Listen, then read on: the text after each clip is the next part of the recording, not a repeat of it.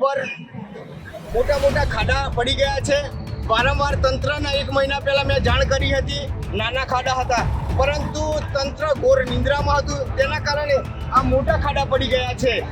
તો ખરેખર મને એવું લાગી રહ્યું છે કે આ નિર્દોષ લોકોના જીવ ગુમાશે. જો મોટો અકસ્માત થશે ત્યારે લોકોના જીવ ગુમાશે, મને એવું લાગી રહ્યું છે.